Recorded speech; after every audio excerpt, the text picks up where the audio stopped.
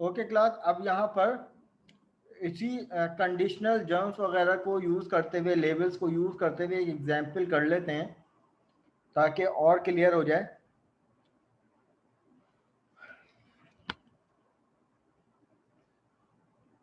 जनाब हमने C# में प्रोग्राम करते थे, प्रोग्रामिंग फंडामेंटल में, कि भाई यूज़र से एक इनपुट लो, यूज़र कोई भी नंबर इनपुट करे, उसका टेबल, मल्टीप्लिकेशन टेबल प्रिंट होके आ जाए। अब ये वाली एग्जाम्पल जो है वो हम लोग कंडीशनल लूप वगैरह से किस तरीके से कर सकते हैं, मतलब लूप की इंस्ट्रक्शन से किस तरीके से कर सकते हैं बाय यूजिंग लेबल्स। तो वो एक एग्जाम्पल ले लेते हैं, फिर अपने टॉपिक को आगे बढ़ाएंगे। तो जनाब मैं यहाँ पर एक मैसेज प्रिंट करवाता हूँ, और उस मैसेज को मैंने एक वेरिएबल में ले लिया var1, ठीक है, या मैं कह देता हूँ इसको मैसेज टाइप बाइट, और उसमें मैंने एक मैसेज दे दिया कि इंटर द नंबर, ठीक है। इसके बाद (0). अब यहाँ पे मुझे उसी में यूज़र से इनपुट लेना है, तो मैंने अभी फ़िलहाल कैरेज रिटर्न नहीं लगाया। अब इसी तरीके से क्लास मुझे जब टेबल बनाना है तो यकीनन टेबल का स्ट्रक्चर ये होता है कि अगर मैं यहाँ पर इसको, फॉर एग्जांपल मैंने यूज़र से इनपुट लिया 4, तो 4 मल्टीप्लाई बाय 1 इक्वल टू के बाद 4, तो ये मेरे पास कुछ ऐसा पैटर्न होता है। अब क्लास ये मेरे पास यूज़र इनपुट होगा और ये मेरे पास लूप की वैल्यू होगी, लेकिन क्लास यहाँ पर ये दो जो वैल्यू हैं वो मेरे पास क्या है, एक एज अ स्ट्रिंग है। तो मैं यहाँ पर इन दोनों वैल्यू को, एक स्टैरिक को और इक्वल टू को, मैं एक स्ट्रिंग में ले लेता हूँ, ठीक है। तो मैंने यहाँ पर एक स्ट्रिंग यहाँ पर ले लिया message1 के नाम से, बाइट इसकी टाइप कर दी और उसमें कह दिया कि भाई इसमें जाना आप ये स्टोर हो जाए, ठीक है भाई, करवा दिया। इसी तरीके से message2 के नाम से एक और वेरिएबल ले लिया और उसमें जनाब इक्वल टू स्टोर करवा दिया, (0). अब ये मेरे पास, मैंने 3 वेरिएबल ले लिए जिसमें मेरे पास कोई ना कोई स्ट्रिंग वैल्यू है। अब सबसे पहले मेरे पास यहाँ पर जब भी प्रोग्राम स्टार्ट होगा तो क्या प्रिंट होना चाहिए, वो मुझसे मांगे यूज़र इनपुट।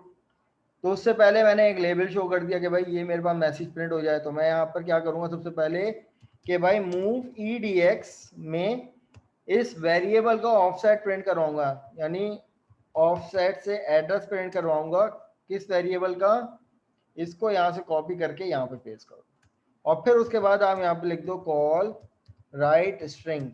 ये बात लास्ट क्लास में भी हो गई थी। तो अब इससे क्या होगा, मैं अपने प्रोग्राम को यहाँ पर बिल्ड करके देख लेता हूँ कि अभी तक कोई एरर तो नहीं आ रहा। नहीं भाई, सक्सेसफुली बिल्ड। और सक्सेसफुली बिल्ड होने के बाद सबसे पहले मेरे पास ये मैसेज आ गया कि भाई इंटर द नंबर। अब यहाँ पर मैं चाह रहा हूँ कि भाई मुझसे यूज़र से इनपुट ले, तो मैंने यहाँ पर कॉल रीड डेसिमल में इनपुट ले लिया। ये मुझसे मांगेगा यूज़र इनपुट। तो मैं यहाँ पर अपने प्रोग्राम को यहाँ तक स्टार्ट करता हूँ, चेक करता हूँ तो मेरे पास किस तरीके से आउटपुट आएगा। तो जनाब यहाँ पर मुझसे उसी लाइन पे यूज़र से इनपुट मांग रहा है, सही है।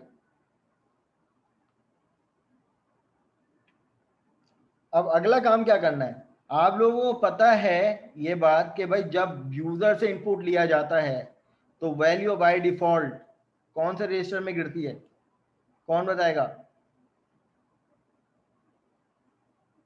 जब यूज़र से इनपुट लिया जाता है तो वैल्यू कौन से रजिस्टर में आती है,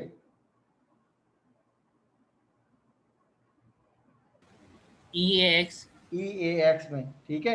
तो अब इसका मतलब ये है कि अगर मैं फॉर एग्जांपल कोई भी डेसिमल वैल्यू देता हूँ कि भाई मुझे 10 का टेबल प्रिंट करवाना है, 20 का करवाना है, 30 का करवाना है, तो वो एक डेसिमल वैल्यू होगी। वो किस में जाएगी बाय डिफॉल्ट, EAX में जाएगी। तो मैंने जनाब फॉर द टाइम बिंग, क्योंकि आगे जाके मेरे पास EAX रजिस्टर दोबारा से यूज होगा मल्टीप्लिकेशन के लिए, तो मैंने एक और वेरिएबल यहाँ पे बना दिया नम के नाम से, जिसकी टाइप मैंने डी वर्ड रख दी। डी वर्ड इसलिए रखी है क्योंकि यहाँ पर रजिस्टर 32 बिट के मैं इस्तेमाल कर रहा हूँ, तो वेरिएबल भी 32 बिट का इस्तेमाल करना होगा। मैंने यहाँ पर एक नम के नाम से वेरिएबल बनाया और उसको सीधा सीधा डिक्लेयर कर दिया, ना तो कोई इसमें इनिशियलाइज किए वैल्यू, बस सिर्फ डिक्लेयर कर दिया। और सिंपल मैंने यहाँ पर एक इंस्ट्रक्शन लिखी, मूव नम कॉमा EAX। अब मुझे बताओ कि क्या इस इंस्ट्रक्शन से किसी को एतराज है कोई?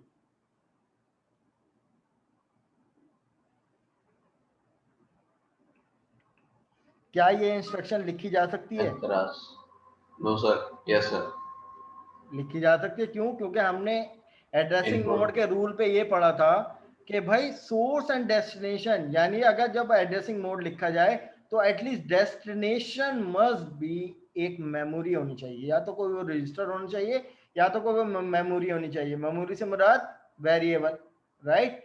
सोर्स कुछ भी हो सकता है, कोई कांस्टेंट वैल्यू हो सकती है, कोई वेरिएबल हो सकता है, कोई रजिस्टर भी हो सकता है, बट डेस्टिनेशन में या तो रजिस्टर हो या तो कोई वेरिएबल हो। तो हमने क्या कर लिया कि भाई जो भी यूजर से इनपुट आया उसको इस वेरिएबल में होल्ड करवा लिया फॉर द टाइम बिंग। अब उसके बाद होता क्या है जनाब? उसके बाद होता ये है कि यूजर से तो इनपुट आ गया, हमने यूजर से इनपुट ले लिया। अब उसके बाद हमें कहाँ तक प्रिंट करवाना है अपने टेबल को? भाई मैं चाहता हूं मैंने जो भी यूजर से इनपुट लिया 4, अब वो 4 का टेबल 1 से लेकर 10 तक का प्रिंट हो। तो मैंने सीधा सीधा मूव ECX की वैल्यू को असाइन कर दी वैल्यू 10। अब आप मुझे बताएं कि मैंने ECX क्यों लिया? क्योंकि मैं यहाँ पर जंप स्टेटमेंट यूज नहीं कर रहा जनाब। अब मैं यहाँ पर लूप की मदद से ये काम करूंगा, लूप इंस्ट्रक्शन की मदद से काम करूंगा। और लूप कितना टाइम चलाएगा? 10 टाइम्स। अब उसके बाद यहाँ पर मैंने एक और रजिस्टर इस्तेमाल कर लिया, मूव EBX, और उसमें वैल्यू दे दी कि भाई मेरे पास स्टार्ट 1 से होना चाहिए और कितने टाइम तक के चलना चाहिए 10। तो मैंने ये दो रजिस्टर मेरे पास फ्री थे, मैंने यूज कर लिए। EAX में यूजर से इनपुट आया था वो मैंने इसमें स्टोर करवा दिया। अब मेरे पास लूप चलेगा। मैंने यहाँ पर L1 का एक लेबल बना लिया। अब इस लेबल के अंदर सारी कोडिंग मैंने करनी। अब वो क्या करनी है कोडिंग? कि भाई मुझे सबसे पहले जब मैं टेबल को प्रिंट करवाता हूं तो मेरे पास टेबल का स्ट्रक्चर क्या होता है कि भाई जो भी यूजर से इनपुट किया पहले वो प्रिंट होता है ना। फॉर एग्जांपल 4 मैंने यूजर से इनपुट किया। अब यूजर से जो इनपुट लिया था वो मैंने वो EAX से नम में स्टोर करवाया था फॉर द टाइम बीइंग। वही काम मैं यहाँ पे क्या कर रहा हूँ कि प्रिंट करवाने के लिए वापस मूव EAX नम। आप ये काम ना करो, मैंने एक एडिशनल इंस्ट्रक्शन दे दी थी, लेकिन इसका इस्तेमाल अभी आगे जाके समझ में आएगा क्यों मैंने ऐसा काम किया था। अब मुझे सबसे पहले प्रिंट करवाना है जनाब कॉल राइट डेसिमल, कि मेरा सबसे पहले यूजर इनपुट प्रिंट होता है, फिर उसके बाद क्या होता है मल्टीप्लिकेशन होती है। अब जो भी यूजर से इनपुट लिया जाएगा वो मल्टीप्लिकेशन भी तो होगी, तो मैंने यहाँ पर मल्टीप्लाई कर दिया EBX से। अब इसका क्या क्या मतलब हुआ देखें, मैंने इनिशियलाइज करी वैल्यू कि जो भी पहला यूजर से इनपुट आएगा वो सबसे पहले कौन सी वैल्यू से मल्टीप्लाई होगा 1। तो मैंने यहाँ पर वैल्यू असाइन कर दी थी इसको 1, और मैंने मल्टीप्लाई कर दिया EBX। तो इसका मतलब हमने मल्टीप्लाई की इंस्ट्रक्शन में ये बात पढ़ी थी कि असेंबली में इसको डेस्टिनेशन पता होता है कि EAX। अब इस टाइम हमारे पास EAX में क्या वैल्यू है? यूजर इनपुट जो हमारे पास आया हुआ है 4। अब 4 मल्टीप्लाई हो जाएगा 1 से। अब मल्टीप्लाई होने के बाद 4 मल्टीप्लाई बाय 1 इक्वल टू की वैल्यू कहाँ जाएगी? कौन से रजिस्टर में जाएगी? EAX रजिस्टर में जाएगी। तो जनाब मैंने यहाँ पर 4 के बाद अब मुझे चाहिए था 4 के बाद मुझे मल्टीप्लाई चाहिए था। अब 4 तो मैंने यहाँ पे प्रिंट करवा दिया, अब मल्टीप्लाई भी कर ली वैल्यू, और EAX में मल्टीप्लाई की वैल्यू स्टोर है। अब मुझे 4 के बाद प्रिंट करवाना है जनाब स्टैरिक, और स्टैरिक मैंने कौन से वेरिएबल में बाइंड किया हुआ है? मैसेज 1 के। तो मैं यहाँ पर अब मल्टीप्लाई के इंस्ट्रक्शन के बाद मैं यहाँ पर मूव EDX ऑफसेट मैसेज 1 और कॉल राइट स्ट्रिंग। अब इससे क्या होगा? अब ये मेरे पास ये प्रिंट हो जाएगा, 4 के बाद ये मेरे पास स्ट्रिंग है ना, ये प्रिंट हो जाएगा। अब जनाब मुझे 4 के बाद यहां पर इंडेक्स की वैल्यू चाहिए। क्या वैल्यू चाहिए जनाब? इंडेक्स की वैल्यू, कि भाई कितने टाइम्स। तो मैं यहां पर क्या लिखता हूं, 4 मल्टीप्लाई बाय लेवल के बाद ये मेरे पास मैसेज प्रिंट करवा दिया। देन उसके बाद अब देखें, अब मेरे पास यहां पर मल्टीप्लाई इंस्ट्रक्शन के बाद जो वैल्यू थी, मल्टीप्लाई इंस्ट्रक्शन के बाद जो मेरे पास वैल्यू थी वो EAX में स्टोर थी। मैंने फॉर द टाइम बिंग क्या कर लिया कि भाई मूव, जो मैंने एक और वेरिएबल यहाँ पे बना लेता हूँ रिजल्ट के नाम से, इसकी भी टाइप डीवर्ट कर देता हूँ और इसको डिक्लेयर करवा देता हूँ। और इसके बाद मैंने इंस्ट्रक्शन लिखी मूव रिजल्ट कॉमा EAX। अब जो मल्टीप्लाई की वैल्यू थी वो मेरे पास किस में थी? इसमें थी, EAX में। अब मुझे क्या करना है कि भाई 4 के बाद स्टैटिक भी प्रिंट हो गया। अब उसके बाद कितने वो इंडेक्स की वैल्यू आती है कि भाई 1 2 3 4 वट एवर। तो मैंने यहाँ पे क्या कर दिया कि भाई जो EBX की वैल्यू थी, क्या थी इस टाइम पहली आइट्रेशन में EBX की वैल्यू क्या थी? जो भी थी 1 थी। तो मैंने उसको प्रिंट करवाने के लिए EAX में EBX कर दिया। क्यों? क्योंकि जो इससे पहले मेरे पास मल्टीप्लाई स्टोर था। अब मल्टीप्लाई को मैंने for the time being variable में स्टोर करवा लिया, क्योंकि मुझे BX की वैल्यू प्रिंट करवानी थी ना A, कि भाई यहाँ पे ये स्ट्रक्चर आता ना, पहली जो आइट्रेशन चलती वो कुछ इस तरीके से होती। तो अब इस टाइम यहाँ पे मैं 1 को प्रिंट करवाना चाहता हूँ। वो 1 किस में था? EBX में था। तो मैंने यहाँ पर क्या किया, जो EX की वैल्यू थी, जो मेरे काम की वैल्यू थी, उसको वेरिएबल में स्टोर करवा दी और EBX की वैल्यू को प्रिंट करवाने के लिए पहले EAX में मूव किया। देन उसके बाद कॉल राइट डेसिमल किया। अब इससे क्या प्रिंट हो जाएगा मेरे पास? BX की वैल्यू। अब ये जनाब BX की वैल्यू मेरे पास प्रिंट हो गई। देन उसके बाद मुझे क्या चाहिए था? अब ये वाला स्ट्रिंग मुझे चाहिए, इक्वल टू। और इक्वल टू कौन से स्ट्रिंग, कौन से वेरिएबल में मौजूद है? मैसेज2। मैं यहाँ से कॉपी कर लेता हूँ। अब उसके बाद मैंने यहाँ पे कह दिया कि भाई दोबारा से मूव EDX कॉमा ऑफसेट, यहाँ पे आ गया मैसेज2 और कॉल राइट स्ट्रिंग। अब इससे मेरे पास इस टाइम पहली आइट्रेशन का यहाँ से लेकर यहाँ तक का कंटेंट प्रिंट हो गया। फिर प्रिंट होने के बाद यहाँ पर मुझे ये वाली वैल्यू चाहिए थी। तो ये वाली वैल्यू किसको मल्टीप्लाई होने के बाद मिली थी? EAX और EBX को मल्टीप्लाई होने के बाद। तो मैंने फॉर द टाइम बिंग कहाँ स्टोर करवाई थी? रिजल्ट के वेरिएबल में। तो मैं वापस क्या करूंगा, इसको मूव करवाऊंगा EAX में, किसको? रिजल्ट को, और कॉल राइट डेसिमल कर दूंगा। कॉल क्या कर दूंगा? Right decimal. मैं यहाँ पर एक एक स्पेस भी दे देता हूँ ताकि स्पेस आ जाए।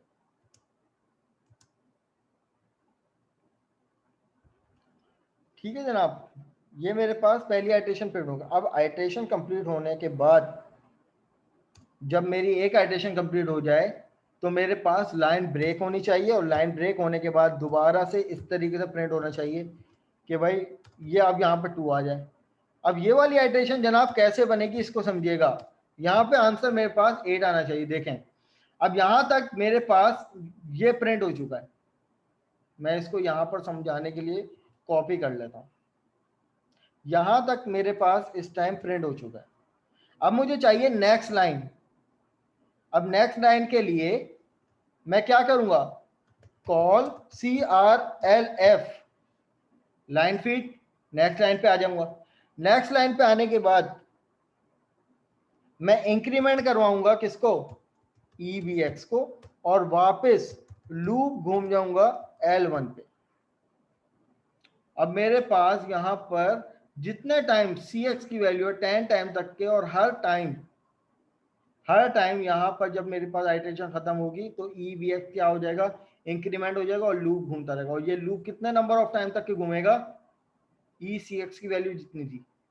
तो अब यहाँ पर मैं अपने प्रोग्राम को पहले बिल्ड करवा लेता हूँ और चेक कर लेते हैं कि भाई मेरे पास रिजल्ट क्या आ रहा है। उसके बाद मैं ड्राई रन भी करवा दूंगा, टेंशन नॉट। ड्राई रन करके भी देख लेंगे कि भाई किस तरीके से इसकी वर्किंग हो रही है। सक्सेसफुली चल गया, सबसे पहले अपने प्रोग्राम को चला के देख लेते हैं। अब ये मुझसे मांग रहे हैं कि भाई इंटर द नंबर, मैंने दे दिया 5 और इसने मुझे सीधा सीधा 5 प्रिंट करो, 5 का टेबल पूरा प्रिंट करवा के दे दिया। 5 1 द 5, 5 2 द 10, 15 20 25 30 35 40 45 50। सही है भाई। अब यहाँ पर हम अपने प्रोग्राम की एक आइटरेशन को एग्जीक्यूट करके देख लेते हैं ये किस तरीके से एग्जीक्यूट हो रही है जनाब। देखें, इसको ड्राई रन करते हैं। सबसे पहले स्टेप हुआ, ये वेरिएबल असाइन हुए हैं सबको। अब पहली इंस्ट्रक्शन यहाँ पर कह रहा है कि भाई मैसेज प्रिंट होगा, तो मैंने स्टेप ओवर कर दिया और यहाँ पर सीधा सीधा मैसेज मेरे पास आ गया। अब ये अगली लाइन पे मुझसे मांगेगा यूजर इनपुट, ठीक है। अब यहाँ पे मुझसे मांग रहा है यूजर इनपुट, मैंने दे दिया यूजर इनपुट 3। अब 3 का टेबल प्रिंट करवाना है। अब देखिए जनाब, यूजर इनपुट जैसे लिया तो यहाँ पर देखिए EAX में वैल्यू क्या आ गई 3। EAX में क्या वैल्यू आएगी 3। अब 3 को हमने नम वेरिएबल में स्टोर करवा दिया। आप ना करवाओ, अभी नहीं भी करवाते तो कोई मसला नहीं है, हमने यहाँ पे नम में स्टोर करवा दिया। CX को काउंटर चला दिया कि भाई हमारे पास जो टेबल जनरेट होगा वो 10 तक के होना चाहिए, ठीक है भाई। और कहाँ से स्टार्ट होना चाहिए, हमने BX रजिस्टर उठा लिया और इसमें वैल्यू पास करवा दी। अब इस टाइम CX में 10 है, BX में 1 है। अब यहाँ पे देखिएगा लेबल रीड हो गया। अब इंस्ट्रक्शन चल रही है लूप वाली कि सबसे पहले जो आपने यूजर इनपुट लिया था वो प्रिंट करवाना है। तो यहाँ पर देखिए सबसे पहले 3 प्रिंट हो गया। 3 प्रिंट होने के बाद जनाब मल्टीप्लाई हो रही है वैल्यू। अब इस टाइम 1 EBX में क्या वैल्यू है 1 और EAX में क्या वैल्यू है 3। तो 1 3 3 और 3 इसमें स्टोर हो गया, EAX में मल्टीप्लाई की वैल्यू हो गई। अब जनाब हमें 3 के बाद प्रिंट करवाना है स्टैरिक, ये प्रिंट करवाना है। तो हमने क्या कर लिया कि भाई मूव EDX में ऑफसेट किसका पास कर दिया मैसेज 1, और मैसेज 1 में हमारे पास क्या था स्पेस के बाद स्टैरिक। सर इंक्रीमेंट से भी कर सकते हैं ना ये EBX के रजिस्टर को इंक्रीमेंट करा के 10 मैंने तक। यहाँ पर इंक्रीमेंट करवाया है, लूप खत्म होते लूप की आखिरी एड्रेशन मैंने इंक्रीमेंट की दी है, ठीक है। तो जहां पर देखिए अब हमें स्ट्रिंग मल्टीप्लाई का सिंबल प्रिंट करवाना है। तो EDX में और एड्रेस ले लिया और उसको सीधा सीधा प्रिंट करवा दिया। तो मेरे पास यहाँ पर ये प्रिंट हो गया। अब 3 के बाद स्टैरिक से पहले एक स्पेस भी दिया हुआ था मैंने, तो कीप इन माइंड कि मैंने यहाँ पर स्पेस दिया हुआ है सिंबल के से पहले भी और सिंबल के बाद भी, दोनों में। अब जनाब देखें, अब मेरे सर पास ये जरूरी है सर, आपकी स्पेस देना अपनी जरूरी मर्जी है, है। थोड़ा खूबसूरत हो जाता है रिजल्ट, आउटपुट खूबसूरत हो रहा है थोड़ा, वरना घुसा घुसा हो जाता। आपकी अपनी सर मर्जी है। वाइट स्पेस को काउंट तो नहीं करते सर ये? नहीं करेगा, कर रहा है ना, ये देखो ना स्पेस दे रहा है। Okay sir. अब उसके बाद यहाँ पर EAX की वैल्यू क्या है, EAX में मेरे पास 3 स्टोर था, तो हमने result for the time being EAX की वैल्यू रिजल्ट के वेरिएबल में स्टोर करवा ली। इसलिए करवा ली क्योंकि अब मुझे लूप की वैल्यू, लूप का जो इंडेक्स की वैल्यू है ना वो प्रिंट करवानी है। EBX की क्या वैल्यू थी 1, तो मैं यहाँ पर स्टेप ओवर करूंगा तो यहाँ पर देखिए EBX की 1 वैल्यू 3 मल्टीप्लाई बाय 1। अब उसके बाद मुझे दोबारा प्रिंट करवाना है क्या, इक्वल टू, और इक्वल टू कौन से वेरिएबल में था, मैसेज 2 के वेरिएबल में था। अब इक्वल टू से पहले भी स्पेस है, बाद में भी स्पेस है। तो जनाब यहाँ पर स्टेप ओवर करने के बाद जब प्रिंट हो गया तो मेरे पास कुछ ये प्रिंट हो गया 3 मल्टीप्लाई बाय 1 इक्वल टू। अब मुझे यहाँ पर प्रोडक्ट प्रिंट करवाना है। अब जनाब प्रोडक्ट किस में स्टोर था, प्रोडक्ट हमने वापस रिजल्ट में स्टोर करवाया था ना, क्योंकि EBX की वैल्यू प्रिंट करवाना था। और ये बात शुरू में मैंने बता दी थी आपको, इनपुट आउटपुट के लिए कौन सा रजिस्टर यूज होता है, EAX। यूजर से इनपुट लिया जा रहा है तो EAX में जा रही है वैल्यू, और आउटपुट डिस्प्ले करवाना है तो EAX की वैल्यू ली जा रही है। अब यहाँ पर प्रिंट करवाना है मुझे 3 मल्टीप्लाई बाय 1, तो 3 और 1 का प्रोडक्ट प्रिंट करवाना है जो कि रिजल्ट में स्टोर था। मैंने वापस EAX में पहले मूव करवाया फिर प्रिंट करवाया। अब यहाँ पर देखिए EAX में क्या वैल्यू आ गई, 1 से वापस 3 वैल्यू आ गई। अब ये 3 वैल्यू यहाँ पे प्रिंट हो जाएगी और यहाँ पे आने के बाद मेरी एक आइटरेशन कंप्लीट हो गई। कंप्लीट होने के बाद मुझे नेक्स्ट लाइन पे जाना था, तो यहाँ पर कह रहा है कि भाई कॉल CRLF से कर्सर मेरा नेक्स्ट लाइन पे चले गया। अब उसके बाद EBX की वैल्यू जो कि 1 के लिए इस्तेमाल हुई थी, अब यहाँ पर 2 के लिए इस्तेमाल हो जाएगी। EBX की वैल्यू क्या हो जाएगी, 2 हो जाएगी, और लूप वापस पहला लूप यहाँ पे घूम जाएगा। अब दोबारा से मेरे पास यहाँ पर यूजर इनपुट पहले प्रिंट होगा। यूजर इनपुट क्या था, 3 था, तो यहाँ पर 3 प्रिंट हो जाएगा मेरे पास। इसको स्टेप ओवर करते हैं, तो यहाँ पे प्रिंट हो गया। 3 का प्रोडक्ट भी हो गया जनाब। प्रोडक्ट होने के बाद मल्टीप्लाई प्रिंट होना है, तो यहाँ पर प्रिंट हो गया। अब यहाँ पर प्रिंट करवाना है EBX की वैल्यू। अब जो रिजल्ट EX के अंदर मेरा रिजल्ट स्टोर है, 3 2 6 को फॉर द टाइम बिंग मैंने रिजल्ट के वेरिएबल में स्टोर करवाया, और EBX की वैल्यू को EX में स्टोर प्रिंट करवाए, ताकि 2 प्रिंट करवाना है मुझे। तो मैंने, मेरे पास यहाँ पर 2 आ गया, 3 multiply by 2।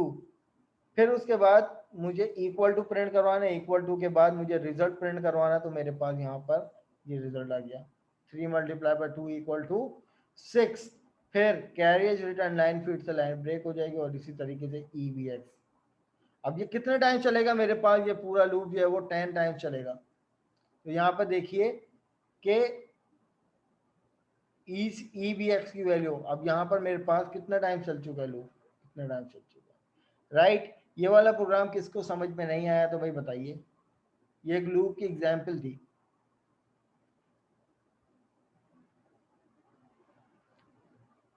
Ji students, is it clear? मैं ये पूरा कोड आप लोगों को यहाँ पर कॉपी करके पेस्ट करके चैट में दे रहा हूँ, आप लोग अपने पास स्टोर कर लो, ताकि अपने पास इंप्लीमेंट कर लो आप।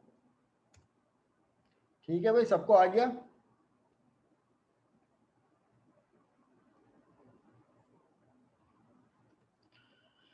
All right. अब जनाब हमारे पास लैब नंबर 5 जो स्टार्ट होती है वो है आइटरेटिव स्टेटमेंट। अरवाइन हमें एक लूप देता है, वाइल लूप।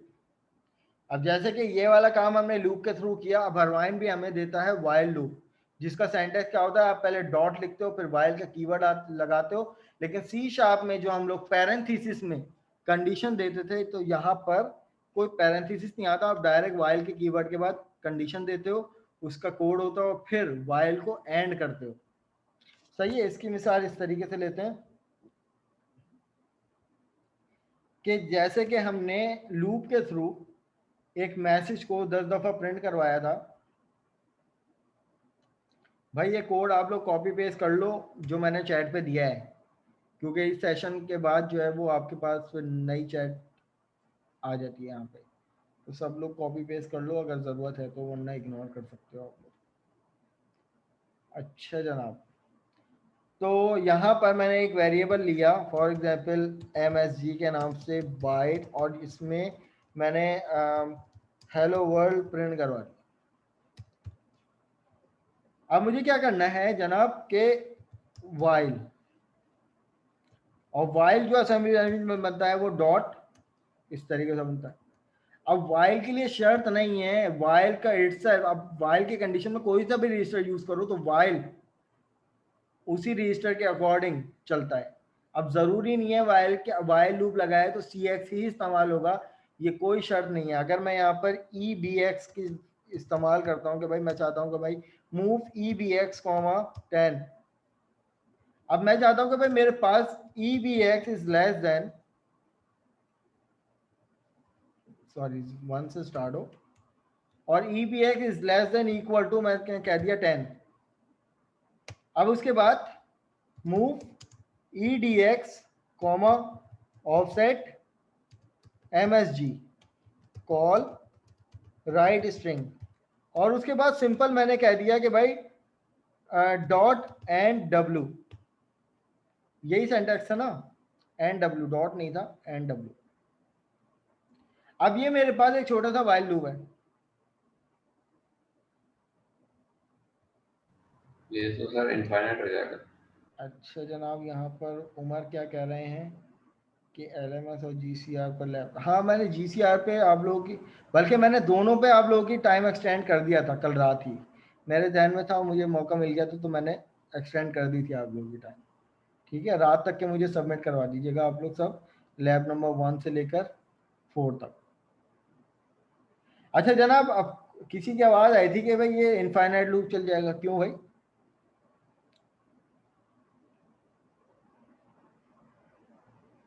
अच्छा हाँ जनाब ठीक है, एक जहन में आया, मैंने सिर्फ लैब नंबर 4 की टाइम LMS से एक्सटेंड की थी, क्योंकि बाद में रिक्वेस्ट आ गई थी कि सर बाकियों की भी टाइमिंग बढ़ा दें, तो मैंने नहीं बढ़ाई थी। चलो मुझे क्लास के एंड टाइम पे याद दिलाना, ताकि मैं क्लास ख़त्म करने के बाद एक्सटेंड कर दूँ।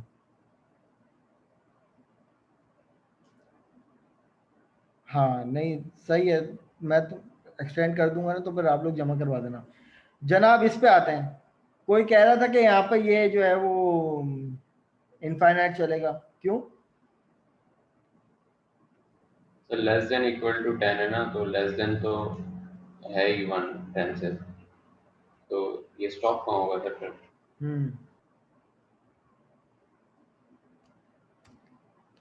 और अगर अब मैं कर दूं यहाँ पर इसको इस तरीके से,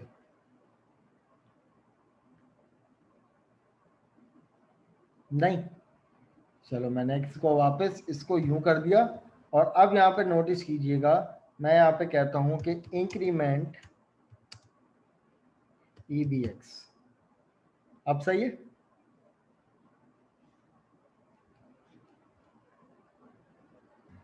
यस सर, अब सही है।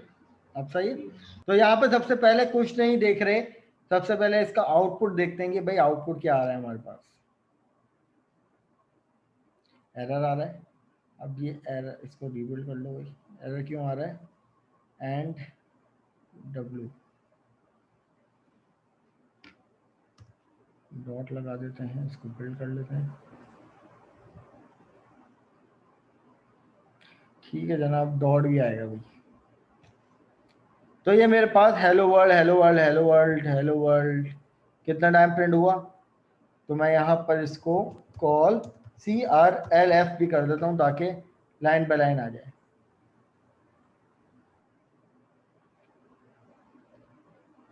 जनाब काउंट कीजिए, 1 2 3 4 5 6 7 8 9 10। ये बात सबको समझ में आती है कि हमने एक वेरिएबल लिया था हेलो वर्ल्ड का, उसमें मैसेज प्रिंट करवाया था हेलो वर्ल्ड, वाइल लिया, वाइल के लिए कहीं भी मैंने ये बात जरूरी नहीं समझी कि भाई वाइल है तो CX ही इस्तेमाल होगा। आप CX कर लो, लेकिन आप कोई भी रजिस्टर यूज कर सकते हो, सही है। EAX हम लोग इसलिए इस्तेमाल नहीं करेंगे क्योंकि EAX में इनपुट भी आता है, यूजर्स इनपुट, तो फिर जब वो हम कंडीशन देने के लिए लगा देंगे तो फिर हमारा प्रोग्राम सही से बनेगा नहीं। तो हम मोस्टली तौर पर, और DX में हमारा स्ट्रिंग आता है, क्योंकि हम लोग ये वाले काम EX से करते हैं, तो या तो हमारे पास EBX यूज होता है, या तो कोई हमारे पास ECX यूज होता है, या तो कोई वेरिएबल ले लो, आपकी अपनी मर्जी है। ठीक है जनाब, तो अगर मैं इसको किसी वेरिएबल के थ्रू भी करना चाहूँ, कि फॉर सपोज मैंने एक वेरिएबल यहाँ पर बनाया var1 के नाम से, डी वर्ड उसकी टाइप रख दी और उसको डिक्लेयर कर दिया, और मैंने यहाँ पे कह दिया कि भाई var1, और मैं सिंपल यहाँ पे इसको कह देता हूँ var1, तो अब मेरा प्रोग्राम क्या रन नहीं करेगा? रन करना चाहिए इसको 100%। तो लेकिन ये अच्छा सॉरी, मैंने एक चीज़ यहाँ पर भी, ये आ जाएगा var1, तो अब ये 100% इसको रन करना चाहिए। ठीक है, तो आपको लूप, या अगर हम लूप इंस्ट्रक्शन यूज कर रहे हैं, सिंपल अनकंडीशनल लूप, तो वहां पे CX का होना जरूरी है, ताकि वो हम उसको एक लिमिटेड कंडीशन देंगे, भाई आप अनकंडीशनल तो घूम रहे हो, लेकिन कितने नंबर ऑफ टाइम घूमना है, तो वहां पर CX की वैल्यू देना जरूरी है। लेकिन वाइल में कहीं नहीं है, तो वाइल इटसेल्फ है ही लूप। तो हमारे पास ये एक छोटी सी एग्जांपल थी वाइल की। अब एक और एग्जांपल लेते हैं कि किस तरीके से नेस्टेड वाइल को हम इस्तेमाल कर सकते हैं, और उसकी एक एग्जांपल ले लेते हैं। मैं यहाँ पर इसको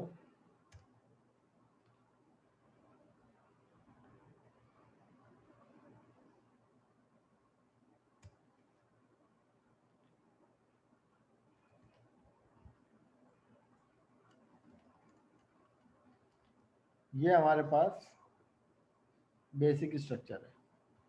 जनाब सबको पता है कि भाई हम एक प्रोग्राम सी शार्प में बनाया करते थे कुछ ऐसा,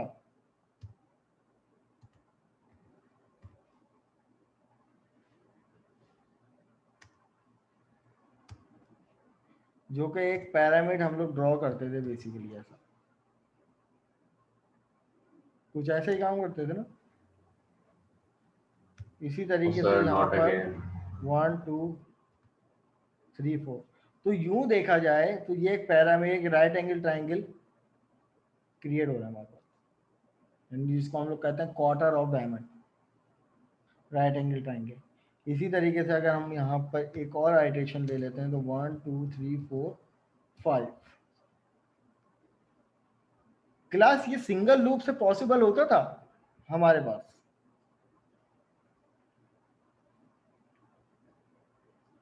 मैं पूछ रहा हूँ आप लोगों से, क्या ये चीज सिंगल लूप से पॉसिबल होती थी प्रोग्रामिंग फंडामेंटल में?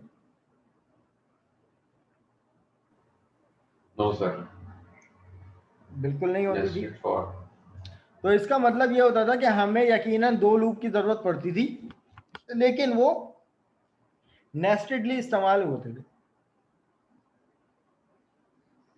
ठीक है जनाब, दो लूप की हमें जरूरत पड़ती थी लेकिन वो नेस्टेडली इस्तेमाल होते थे। नेस्टेडली इसलिए इस्तेमाल होते थे कि भाई जो पेरेंट लूप होता था वो आइडेंटिफाई करता था how length of the pyramid, और जो नेस्टेड लूप होता था वो इसको हैंडल करता था। ठीक है, पेरेंट लूप क्या करता था, how many number of times जो है वो आइट्रेशन चलनी चाहिए, और हर आइट्रेशन में किस तरीके से इंक्रीमेंट होना है, ये कौन डिसाइड करता था, नेस्टेड लूप। तो अब यही वाली एक एग्जांपल जो है वो हम लोग लेते हुए चलते हैं।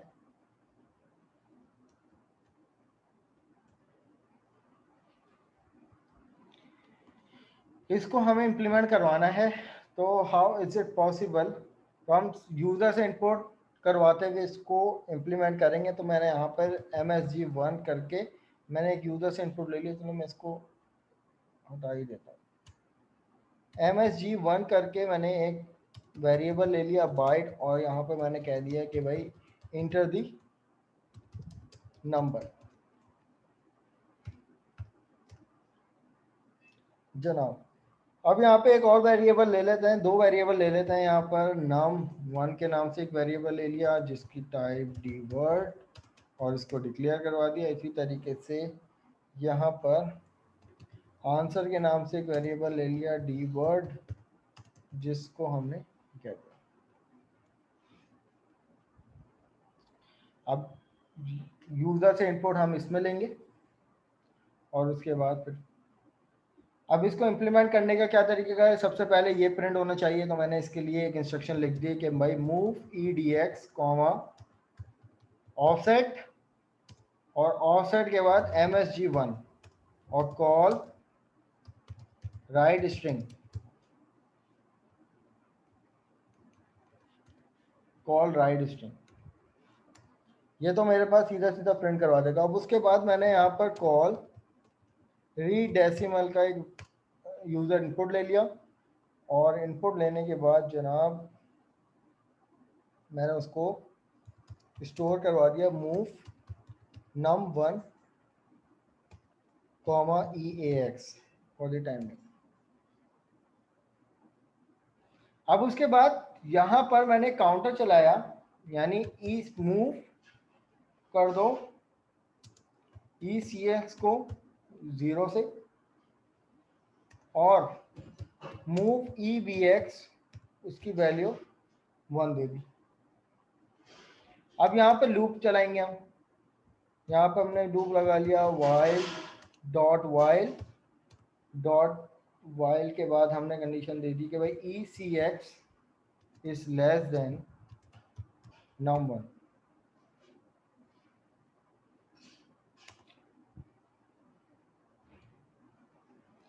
फिर उसके बाद move EAX comma ECX, move EBX comma 1।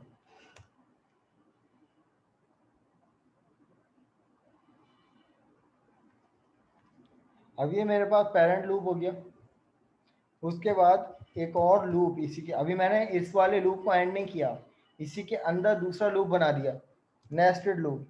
और मैं यहाँ पे कंडीशन दे दी कि भाई E B X is less than equal to E C X. और उसके बाद कॉल राइट डेसिमल, जो मेरा इनपुट है वो प्रिंट हो जाए, और इंक्रीमेंट कर दो ई वी एक्स में,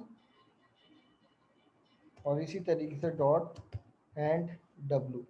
ये पेरेंट चाइल्ड लूप जो है वो मेरा एंड हो जाएगा। चाइल्ड लूप के बाद जब एक आइट्रेशन मेरे पास कंप्लीट हो जाएगी, जैसे कि मैंने कहा था कि भाई 1 प्रिंट होने के बाद नेक्स्ट लाइन पे 1 के बाद फिर 2 आए, उतने नंबर ऑफ टाइम चले, तो मैंने यहाँ पर call CRLF carrier return line feed ले लिया, और उसके बाद इंक्रीमेंट करवा दिया किसकी वैल्यू को जनाब, EBX की वैल्यू को मैंने यहाँ पर इंक्रीमेंट करवा दिया, और उसके बाद डॉट करवा दिया एंड पेरेंट लूप को। पेरेंट लूप को एंड करवाने के बाद मैंने कॉल CRLF और इंक्रीमेंट EAX।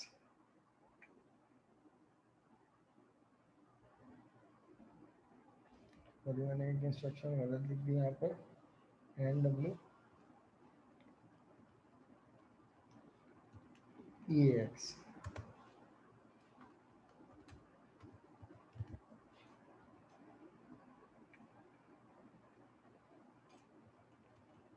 अब ये एक अलग कोड लिखा है, पहले इसको बिल्ड कर लेते हैं, उसके बाद इसको स्टेप बाय स्टेप जो है वो लेते हुए चलेंगे। यहाँ पर यूजर से इनपुट मैंने यहाँ पर लिया। अब ये तो मेरे पास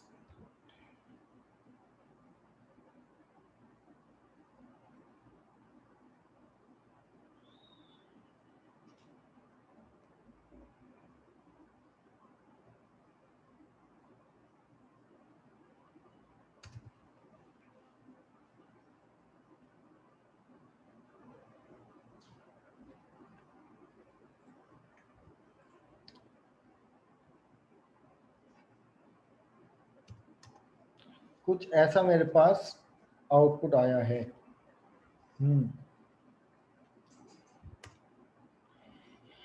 ठीक है जनाब, इसको देखते हैं किस तरीके से आया है ये आउटपुट। मैं स्टेप ओवर इसको करता हूँ जनाब। अब आउटपुट हमारे पास कुछ इस तरीके से सबने देख लिया। अच्छा, हमारी यहाँ पर मीटिंग भी एंड होने वाली। क्लास एक काम करते हैं कि इस वाले कोड को यहीं से ड्राई रन कर लेते हैं, लेकिन अपने नेक्स्ट सेशन में। ठीक है, यहाँ पर लेस देन अ मिनट मेरी मीटिंग रह गई है, बीच में हम लोग इंटरप्ट हो जाएंगे, मीटिंग एंड हो जाएगी, राइट। तो आप लोग ज्वाइन कर लीजिए नेक्स्ट सेशन, उसमें इस कोड को ड्राई रन कर लेते हैं। या अगर आप लोगों को ब्रेक चाहिए तो बता दें, नहीं तो क्लास को कंटिन्यू करते हैं, फिर विदाउट ब्रेक हम लोग एंड कर लेंगे क्लास को। ब्रेक ले लेगा। ब्रेक चाहिए भाई सबको? जी सर, ब्रेक दे दे। चलो फिर ब्रेक के बाद आ जाओ तुम लोग, 2:20 पे आ जाओ, और फिर यहीं से अपने प्रोग्राम को ना ड्राई रन करते हुए चलते हैं, राइट। Okay sir. चलो, थैंक यू सो मच।